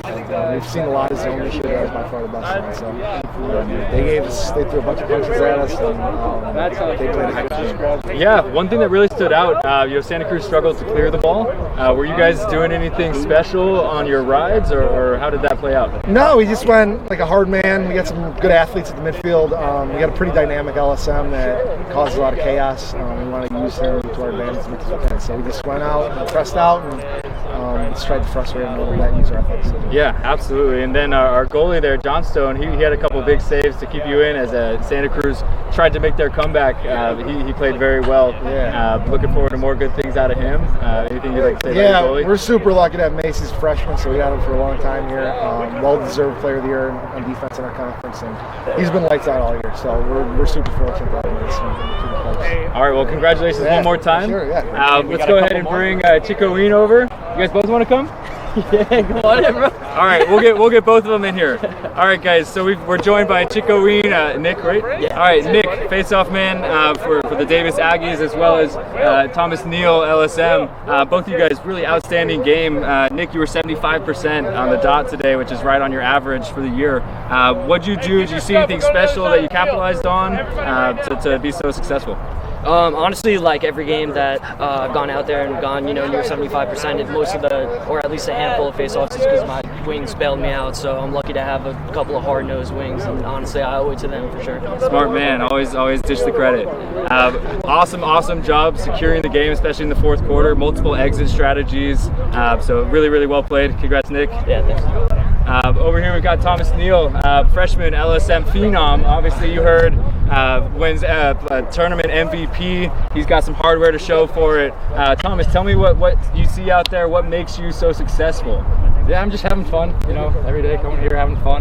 Today was special for our seniors. I wanted to kind of focus on them and yeah, just having fun with it. Yeah, fun is important. Fun is important. You guys were very disruptive with your rides today. Were you doing anything special? The way you're jumping the ball as it crosses the midline is really fun to watch. Yeah, I'd say just flying around we don't have a lot of lacrosse left in our season and just making every second count. Awesome, man. Well, 2 assists on the day to go with 7 ground balls. And you're taking home a stick and a plaque as well. So big congrats to you guys. Good work, and we hope you get to play again next week. Yeah. All right. Thanks, guys. Let's go, baby! The joy of a championship victory, and it's celebrated by all the Aggies. Certainly Massapequa's New York's Nicholas Chicoine and Washington, D.C.'s Thomas Neal, and deserved honors for Neal, outstanding throughout the tournament. Chicoine, of course, as Chris has reiterated, was a true star here today, dominating the face-off and setting up the Aggies for success. That's a wrap for us for Game 1, as once again, UC Davis defeats UC Santa Cruz in the Division II championship game by a final of 10-6. Chris Nespor was our expert analyst and game caller. I'm Scott Armstrong, pleased to be with you here from Dominican University in San Rafael, and we certainly hope you'll stay on the stream, as coming up in less than an hour's time, it's the big showdown in Division I between the Cal Poly Mustangs and the California Golden Bears. Till then, for our entire Team Stream Games crew, I'll get that right someday. Scott Armstrong saying thanks for watching.